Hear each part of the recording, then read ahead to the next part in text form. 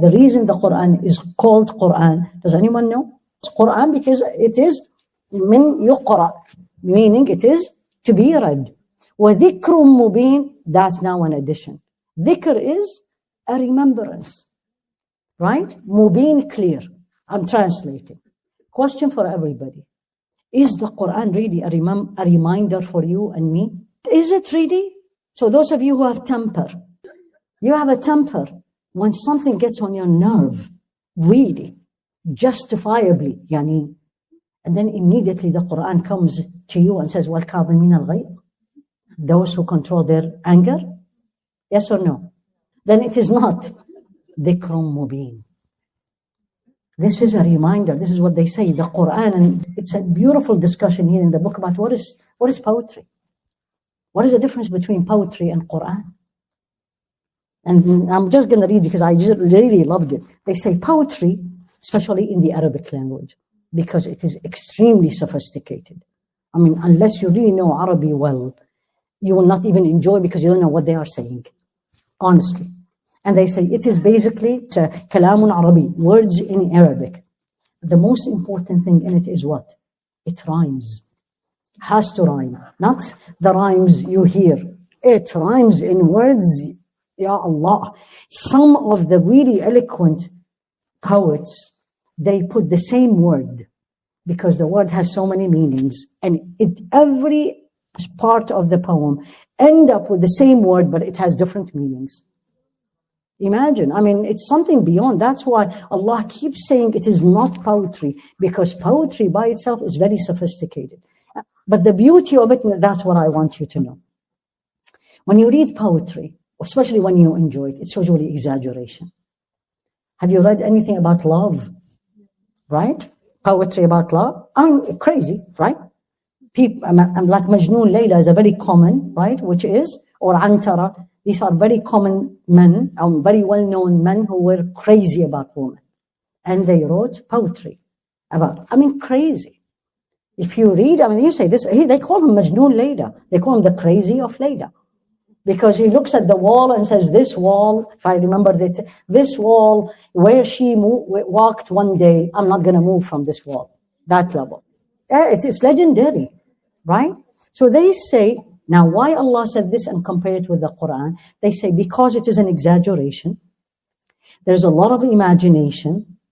There's beautiful thoughts, but it's not true.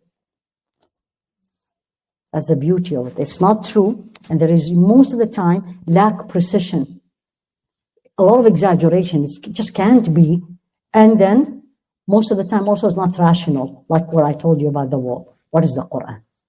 That's why he made this comparison. وَمَا عَلَّمْنَاهُ الشِّعْرَ. He's not. Because poetry is this way. Qur'an is what?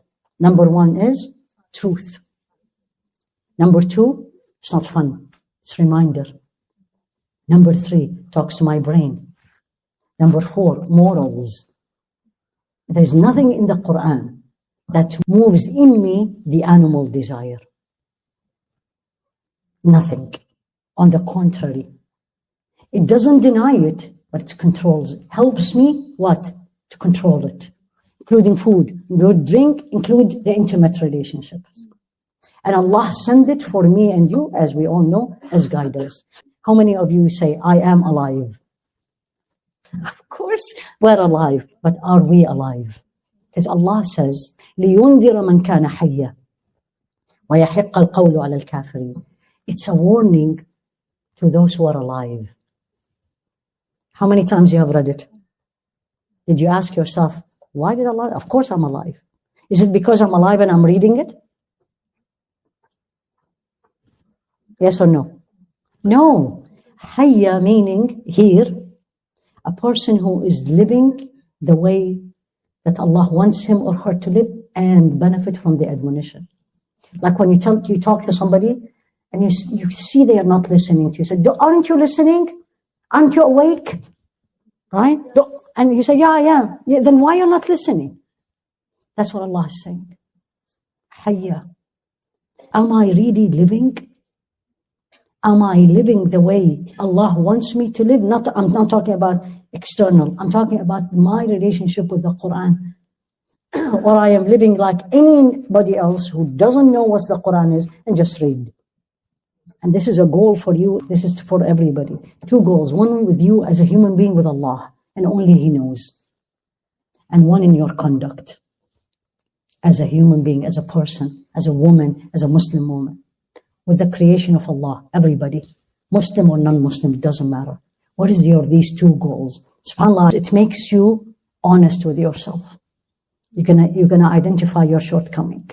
One, and work on it. Make it as a goal that you will be Allah conscious. So لِيُنذِرَ مَنْ كَانَ حَيًّا. One of the goals, Ya Allah, أحيي قلبي. That's what I always say to Allah. Ya Allah, give life to my heart. I'm alive, I'm breathing. My physical heart is pumping, but is my spiritual heart alive? Allah knows.